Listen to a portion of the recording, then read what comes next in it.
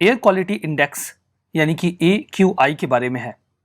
हाल फिलहाल में जो दिल्ली का एयर क्वालिटी इंडेक्स है वो वेरी पुअर कैटेगरी में आ चुका है। वेरी पुअर, आप इस ग्राफ को देख रहे हो जो अलग अलग कवर में सीवियरिटी को दर्शा रहा है एयर पोल्यूशन के। यहाँ पर ये जो आपको मार्क दिख रहा है ना वेरी अनहेल्दी का, यही एक्चुअली में वेरी पुअर का मार्क है। ये क्या है air quality index?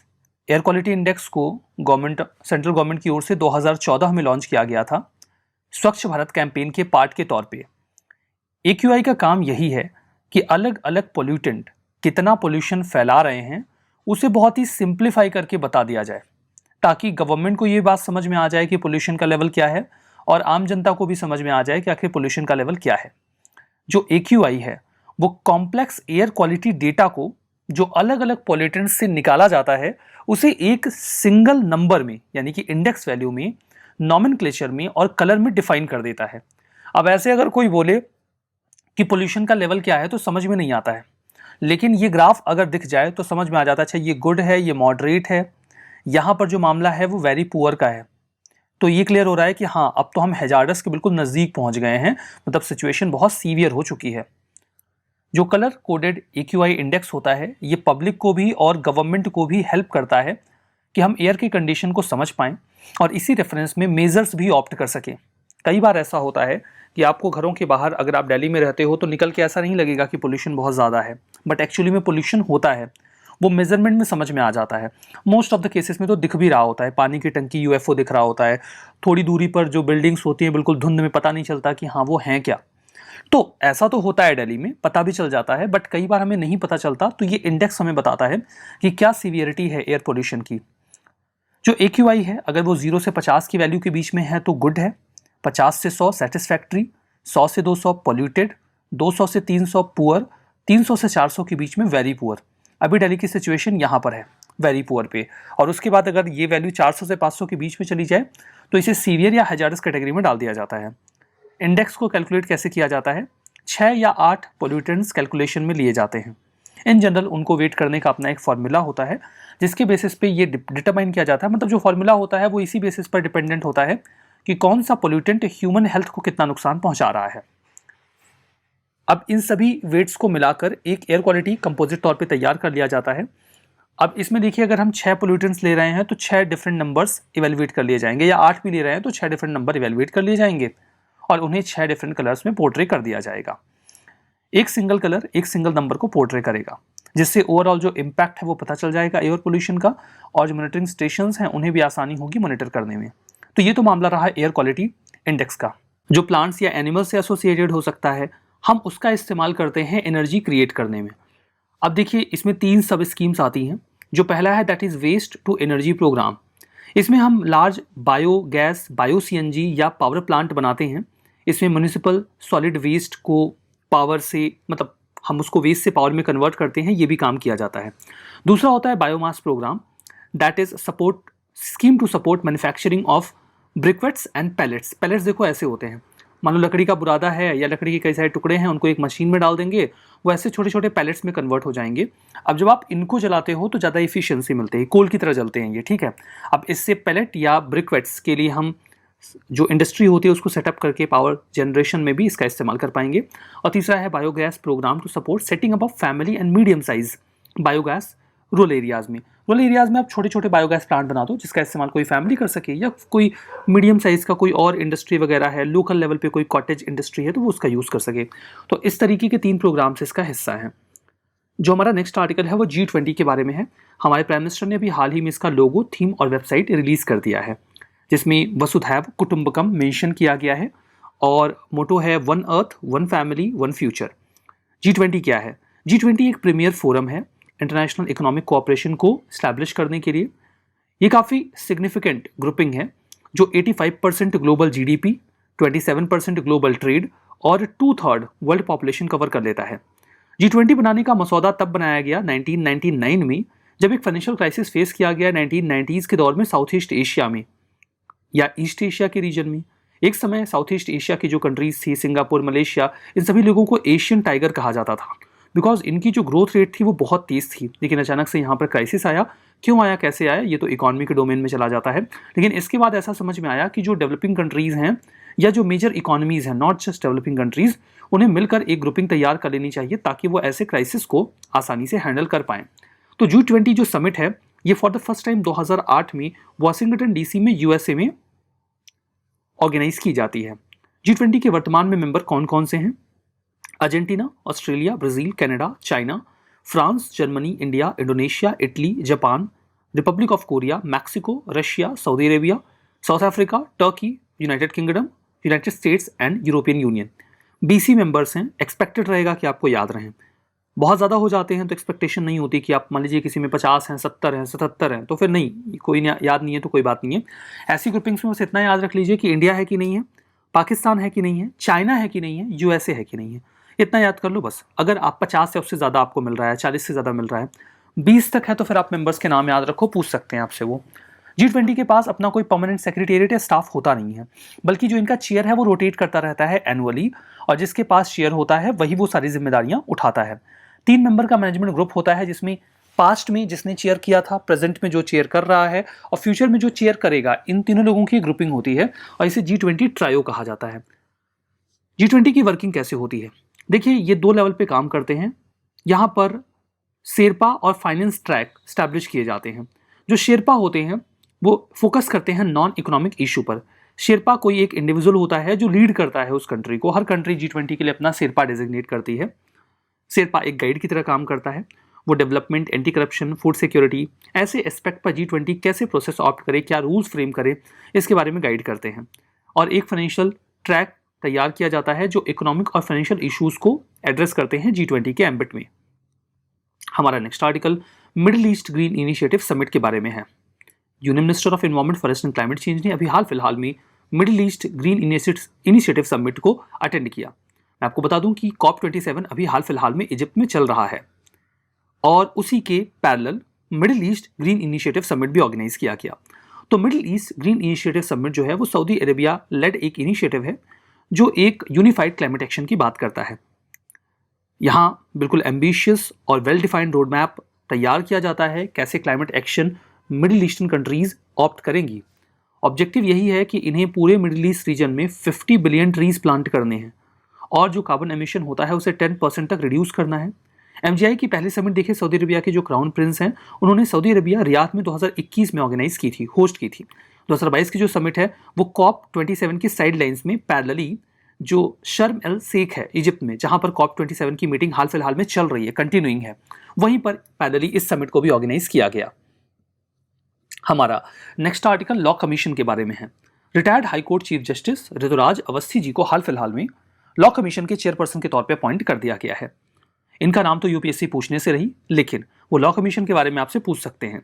Law commission India का एक नॉन स्टैच्यूटरी बॉडी है। नॉन स्टैच्यूटरी बॉडी होने का मतलब ये है कि लॉ कमीशन को बनाने के लिए हमारे पास कोई एक्ट नहीं है और ये कोई कॉन्स्टिट्यूशनल बॉडी भी नहीं है, मतलब हमारे कॉन्स्टिट्यूशन में भी इसको बनाने के प्रावधानों का जिक्र नहीं है। रैदर इसे गवर्नमेंट ऑफ इंडिया के द्वारा एक नोटिफिकेशन के माध्यम से बनाया जाता है। लॉ कमीशन की अगर आप हिस्ट्री को ट्रेस करेंगे तो इसकी हिस्ट्री आपको चार्टर एक्ट ऑफ 1833 में मिल जाएगी, जहां पर ब्रिटिश पार्लियामेंट ने लॉ कमीशन को बनाने की बात की और उसके लिए प्रावधान किए ताकि इंडियन लॉज को कोडिफाई किया जा सके। अभी तक लॉ कमीशन से एसोसिएटेड एक नाम आपके दिमाग में आ गया होगा। बिल्कुल, हम बात कर रहे हैं लॉर्ड मैकॉले के बारे में। 1835 में लॉर्ड मैकॉले को पहले लॉ कमिश्नर के तौर पे अपॉइंट किया गया। वो चेयरमैन बना पहले लॉ कमीशन का और इसी तर्ज पर उसे एक लॉ मेंबर के तौर पे जो गवर्नर जनरल की एग्जीक्यूटिव काउंसिल थी उसमें भी मेंबरशिप मिल गई। इसके पहले गवर्नर जनरल की काउंसिल में जो मेंबर्स होते थे वो केवल 3 ही हुआ करते थे। लॉर्ड मैकॉले जब जुड़ा तो 4 हो गए, इसे लॉ मेंबर का दर्जा मिला था। टेन्योर लॉ कमीशन का इंडिया में, प्रेजेंट में आ जाइए, पुरानी बातों को अब वहां पे रोक दीजिए।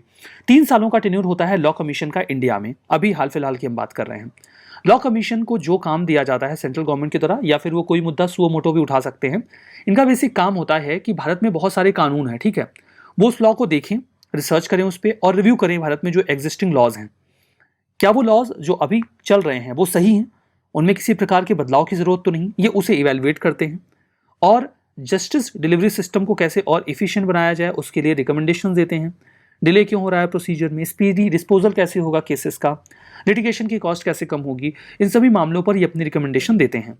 कंपोजिशन और एलिजिबिलिटी की बात करते हैं तो लॉ कमीशन का कोई भी फिक्स्ड कंपोजिशन नहीं है, कोई डिफाइंड एलिजिबिलिटी क्राइटेरिया नहीं है, ना तो चेयरपर्सन के लिए और ना ही मेंबर्स के लिए, और ना ही कोई वेल डिफाइंड फंक्शन है। जो काम दिया जाता है वही कर देते हैं, अपने से भी समझ में आया कि ये काम करना चाहिए तो उठा लेते हैं।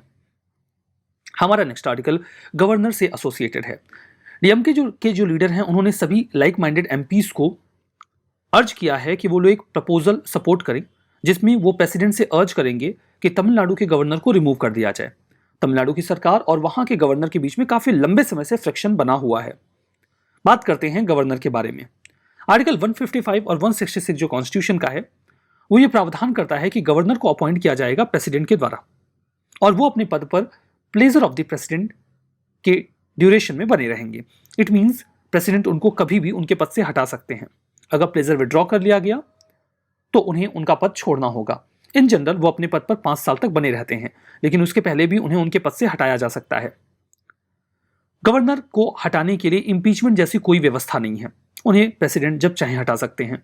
प्रेसिडेंट का मतलब प्रैक्टिकली गवर्नमेंट से ही होता है, गवर्नमेंट प्रेसिडेंट को रिकमेंड करती है, फिर वो हटा देते हैं। गवर्नर के पावर्स की बात करते हैं। आर्टिकल 163 जो कॉन्स्टिट्यूशन का है वो गवर्नर को ये कहता है कि वो अपना काम काउंसिल ऑफ मिनिस्टर्स की एड एंड एडवाइस से करेंगे। हालांकि कुछ काम ऐसे भी होते हैं जो अपने डिस्क्रिप्शन से यानी कि विवेकाधिकार से करते हैं, वो उन्हें सही लगता है तो करेंगे। गवर्नर इस लिहाज से एक अपॉलिटिकल हेड होता है जो पॉलिटिकली न्यूट्रल होकर स्टेट में अपने कामों को किया करता है। हालांकि गवर्नर के ऊपर अक्सर ऐसे आरोप लगते हैं कि जो सेंट्रल गवर्नमेंट है वो उन्हें फेवर कर रहे हैं क्योंकि वही उनकी अपॉइंटिंग अथॉरिटी होते हैं। हालांकि कुछ पावर्स ऐसी भी हैं जो गवर्नर कॉन्स्टिट्यूशन के जरिए एंजॉय करते हैं, जहां पर उन्हें किसी के रिकमेंडेशन की जरूरत नहीं पड़ती। जैसे अगर उनके पास कोई बिल आया है तो वो उसे एसेंट देंगे या उस एसेंट को विदहोल्ड कर देंगे। कई बार वो कई सारे बिल्स की एसेंट ग्रांट करने से पहले उसे सेंट्रल गवर्नमेंट या फिर सीधा प्रेसिडेंट के एसेंट के लिए रिजर्व भी कर लेते हैं। मान लीजिए कि इलेक्शन हो गया है या कोई ऐसी पार्टी है जो क्लेम कर रही है कि एग्जिस्टिंग पार्टी के पास मेजोरिटी नहीं है, तो उन्हें कितना टाइम मिलेगा मेजॉरिटी प्रूव करने के लिए, ये टाइम भी गवर्नर ही डिसाइड करते हैं। एक बार इलेक्शन हो गया, किसी एक पार्टी को ज़्यादा सीट्स मिली हैं, कोई एक कोलेशन फ्रेम हुआ है जो उससे ज़्यादा सीट्स क्लेम कर रहा है, तो किसे वो गवर्नमेंट बनाने के लिए बुलाएंगे, इनवाइट करेंगे पहले, ये भी गवर्नर के ऊपर ही डिपेंडेंट होता है। अगर डिसएग्रीमेंट होता है गवर्नर और स्टेट गवर्नमेंट के बीच में तो क्या होगा? देखिए, हमारे कॉन्स्टिट्यूशन में तो ऐसा कोई प्रावधान नहीं है कि इस प्रकार के फ्रिक्शन को कैसे हैंडल किया जाएगा, बल्कि इन जनरल ऐसा माना जाता है कि रेस्पेक्ट सभी एक दूसरे की बाउंड्रीज की करेंगे। गवर्नर की बाउंड्रीज की रिस्पेक्ट स्टेट गवर्नमेंट करेगी, स्टेट गवर्नमेंट की बाउंड्रीज की रिस्पेक्ट गवर्नर करेंगे, और इसी के बेसिस पे दोनों के बीच में हार्मनी क्रिएटेड रहेगी। अगर फ्रिक्शन आता है तो इसके लिए कोई प्रावधान नहीं है। क्या गवर्नर के प्लेजर ऑफ द प्रेसिडेंट के ड्यूरेशन में पद पर बने रहने को लेकर कोर्ट ने कभी कुछ कहा? ऑफ कोर्स कहा। Surya Narayan Chaudhary versus union of की इंडिया केस आया था 1981 में। राजस्थान हाईकोर्ट ने यहां पे बोला था कि जो प्लेजर ऑफ द प्रेसिडेंट का मामला है ये जस्टिफिएबल नहीं है। गवर्नर के पास कोई सिक्योरिटी नहीं होती टेन्योर के लिए, उन्हें किसी भी समय प्रेसिडेंट अपना प्लेजर विड्रॉ करके हटा देते हैं। ये सही बात नहीं है, ये अच्छी बात नहीं है। फर्दर एक और केस आया, BP Singhal versus union of India case 2010 में। सुप्रीम कोर्ट ने यहाँ पे प्लेजर डॉक्ट्रिन को बहुत अच्छे से एलेबोरेट किया। उन्होंने विस्तार से बताया कि माना कि ठीक है, प्रेसिडेंट जो है वो गवर्नर को जब चाहें अपनी एसेंट या अपना जो प्लेजर है विड्रॉ करके हटा सकते हैं, लेकिन उन्हें जो रीजन बताया जाएगा वो जस्टिफाइड होना चाहिए। बिना कोई मतलब अपॉर्चुनिटी दिए किसी भी समय कोई रीजन बताए बिना उनको उनके पद से हटा दिया जाना उचित नहीं है, सही नहीं है। हालांकि देखिए, उन्हें उनके पद से हटाया तो जा सकता है प्रेसिडेंट के द्वारा, लेकिन ऐसा आर्बिट्री मैनर में नहीं किया जाएगा, कार्पीसियस या अनरीजनेबल मैनर में नहीं किया जाएगा। गवर्नर को जब भी उनके पद से हटाया जाएगा, ये आधार नहीं हो सकता कि वो सेंट्रल गवर्नमेंट की पॉलिसीज को पसंद नहीं करते या उनकी आइडियोलॉजी सेंट्रल गवर्नमेंट से मैच नहीं करती और इसलिए उनको हटा दिया जाए। देखिए, होता क्या है कि जैसे मान लीजिए अलग अलग स्टेट्स में अलग अलग गवर्नर्स बैठे होते हैं, ठीक है, फिर केंद्र में सरकार बदल गई तो फिर जो केंद्र सरकार है वो इन गवर्नर्स को हटाना शुरू कर देती है और नए गवर्नर्स बिठाने लग जाएगी, क्योंकि अब प्रेसिडेंट को वो ऐसा रिकमेंडेशन दे सकते हैं। तो ये आधार नहीं हो सकता किसी गवर्नर को उसके पद से हटाने का। जब भी गवर्नर को उनके पद से हटाया जाएगा तो ये मान लिया जाएगा कि उसके लिए जो रीजन दिया गया होगा वो जस्टिफाइड रहा होगा और सही रहा होगा। लेकिन अगर कोई गवर्नर इससे नाराज हैं और वो कोर्ट के पास चले जाते हैं, तब सरकार से पूछा जाएगा कि आपने किस आधार पर इन्हें इनके पद से हटाया है, और फिर सरकार को वहां पर अपना रीजन जस्टिफाई करना पड़ेगा। तो ये तो पूरा मामला गवर्नर का रहा। आइए बात करते हैं फाल्कन हैवी रॉकेट के बारे में। स्पेस एक्स ने हाल फिलहाल में अपना falcon heavy rocket geosynchronous earth orbit में छोड़ा। 35,786 किलोमीटर की ऊंचाई पर कैनेडी स्पेस सेंटर फ्लोरिडा से। स्पेस एक्स क्लेम करता है कि फाल्कन हैवी ये दुनिया का सबसे पावरफुल रॉकेट है और जो भी एग्जिस्टिंग रॉकेट्स हैं ये उनसे 2 गुना ज्यादा पोटेंशियल रखता है। जो रॉकेट है उसकी हाइट 70 मीटर की है, विड्थ 12.2 मीटर की है और इसका मास 14,20,788 kg का है। बहुत ही ज्यादा भारी रॉकेट है ये। फाल्कन हैवी 27 मर्लिन इंजन्स के जरिए काम करता है और ये इंजन्स एक साथ जो थ्रस्ट क्रिएट करते हैं वो 5 मिलियन पाउंड का होता है। अब आपको आइडिया बिल्कुल नहीं लगेगा कि 5 मिलियन पाउंड का थ्रस्ट क्या होता है। और अच्छा एग्जांपल लेते हैं, 747 एयरक्राफ्ट जब अपने पूरे पोटेंशियल पर उड़ रहे हों या अपनी पूरे पोटेंशियल पर एनर्जी का इस्तेमाल कर रहे हों तो वो जो थ्रस्ट क्रिएट करेंगे वो थ्रस्ट आप इकट्ठा कर दो तो 27 मर्लिन इंजन्स क्रिएट करते हैं। अब आपको आइडिया लग गया होगा। मर्लिन इंजन रॉकेट इंजन्स की फैमिली का एक बहुत ही स्ट्रॉन्ग इंजन है जिसे स्पेस एक्स ने डेवलप किया है। इस इंजन का इस्तेमाल करके इन्होंने अपना फाल्कन 1 और फाल्कन 9 और फाल्कन हैवी लॉन्च व्हीकल जो है उसमें ये अपना इंजन इस्तेमाल करते हैं। इसमें RP1 और लिक्विड ऑक्सीजन का इस्तेमाल एज ए फ्यूल किया जाता है। RP1 को आप रॉकेट प्रोपेलेंट 1 बोल सकते हो या रीडिफाइंड पेट्रोलियम बोल सकते हो, जहां पे केरोसिन को अच्छे से रिफाइन कर दिया जाता है, रॉकेट इंजन की तरह उसका इस्तेमाल किया जाता है। जो इंजन्स होते हैं इनका इस्तेमाल इन जनरल रिकवरी और यूज में किया जाता है। इसमें 3 बूस्टर्स हैं जो इसकी लिफ्ट कैपेसिटी को और इनहेंस कर देते हैं। स्पेसएक्स ने फाल्कन हैवी रॉकेट का इस्तेमाल जून 2019 में किया था नासा के कैनेडी स्पेस सेंटर से और तब उन्होंने 24 satellites department of defence space test program 2 के लॉन्च किए थे। हाल फिलहाल में भी वो डिफेंस के लिए सैटेलाइट्स लॉन्च कर रहे हैं फाल्कन हैवी रॉकेट की मदद से। हमारा next article national Florence Nightingale award 2021 के बारे में है जिसे हाल फिलहाल में प्रेसिडेंट ने प्रेजेंट किया है। इस अवार्ड को 1973 में ministry of health and family welfare के द्वारा उन लोगों के वर्क को रिकॉग्नाइज करने के लिए इंस्टीट्यूट किया गया था जिन्होंने बहुत ही मेरिटोरियस सर्विस दी हो नर्सिंग में या नर्सिंग प्रोफेशनल के तौर पर। यह अवार्ड ऐसे लोगों को भी दिया जाता है जो सेंट्रल या स्टेट गवर्नमेंट के एम्प्लॉय हों, प्राइवेट या मिशनरी वॉलंटरी ऑर्गेनाइजेशंस में काम कर रहे हों। नर्सिंग में जिन्होंने अच्छा कंट्रीब्यूट किया है वो इस अवार्ड के हकदार बनते हैं। बात करते हैं फ्लोरेंस नाइटिंगेल के बारे में जिनके नाम पर इस अवार्ड को नाम दिया गया है। फ्लोरेंस नाइटिंगेल एक इंग्लिश सोशल रिफॉर्मर थी, स्टैटिस्टिशियन थी और मॉडर्न नर्सिंग के फाउंडर के तौर पे भी इन्हें जाना जाता है। पहले नर्सिंग को बहुत ही कैजुअली लिया जाता था। नर्सिंग के लिए कोई ट्रेनिंग नहीं होती थी और माना जाता था ये काम तो यूं ही कर लिया जाएगा। इन्होंने इस बात को एक्नॉलेज किया कि नर्सिंग के लिए एक प्रॉपर ट्रेनिंग की रिक्वायरमेंट होती है और तभी नर्सिंग का काम अच्छे से हो सकता है और इसमें कंपैशन और केयर बहुत ज़रूरी होती है। नाइटिंगेल को देखिए एक मैनेजर और ट्रेनर के तौर पे बहुत प्रोमिनेंट बन गई है क्रीमियन वॉर के दौरान। इन्होंने वॉन्डेड सोल्जर्स के लिए कॉन्स्टेंटिनोपल में एक कैंप ऑर्गेनाइज किया जहां पर ये उनकी केयर किया करती थी।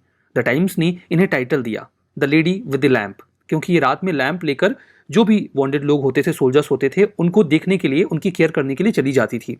और लोग कहते थे कि उनके स्पर्श मात्र से लोगों के आधे दर्द खत्म हो जाते थे।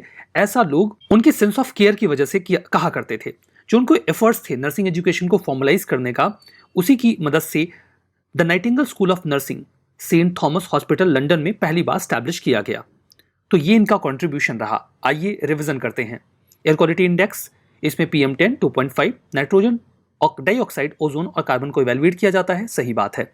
फाल्कन हैवी रॉकेट नासा ने डेवलप किया, एकदम गलत है, स्पेसएक्स ने किया। G20 permanent secretariat Washington DC में है, एकदम गलत है, कोई सेक्रेटेरिएट है ही नहीं। Middle East green initiative summit Saudi Arabia led initiative है, बिल्कुल सही बात है। लॉ कमीशन कॉन्स्टिट्यूशनल बॉडी है, अरे ये तो स्टैच्यूटरी बॉडी भी नहीं है, ये भी गलत हो गया। तो हमारा आज का ये सेशन यहाँ पे समाप्त होता है। बहुत बहुत धन्यवाद।